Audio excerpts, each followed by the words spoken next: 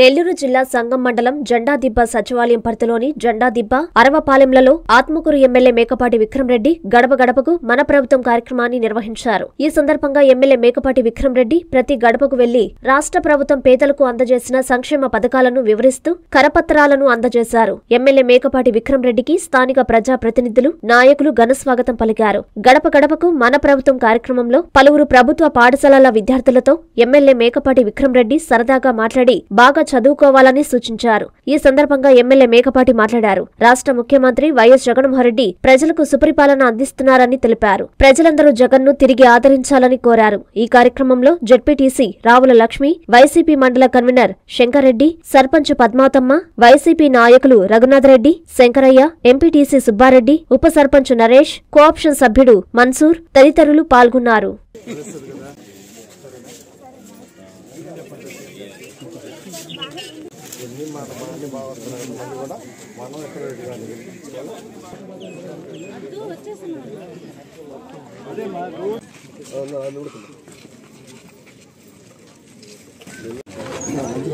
So ఈ సంవత్సరం నుంచి మన ప్రభుత్వం పెట్టిన పథకాలకు కానీ వీళ్ళు చేసే కార్యక్రమాలకి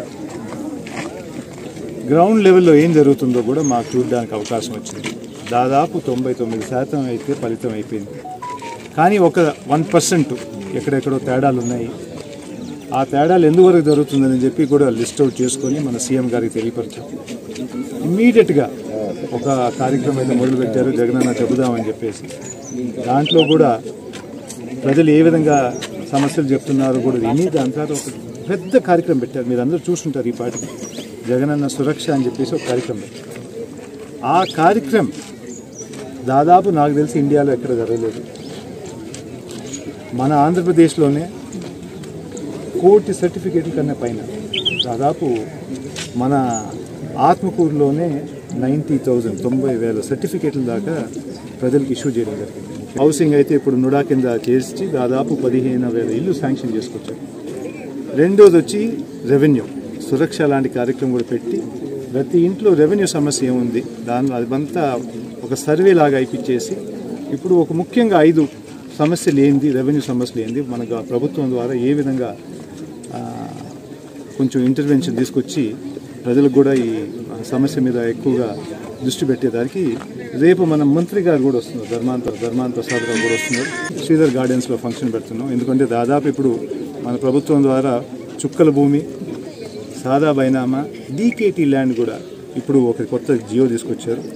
అంటే ఒక 70% అయితే సమస్యలు ఇప్పుడు దాకా తీరిపోయాయి. ఇంకా ఒక 30% ఉన్నాయి. ఆ 30% కూడా ఏ విధంగా చేయాలని చెప్పేసి కూడా మన మంత్రి గారిని అడగబోతున్నాం. మీకు అందరికీ తెలుసు, ఆత్మకూరు డెవలప్మెంట్ ఫోరం అని స్టార్ట్ చేసాం.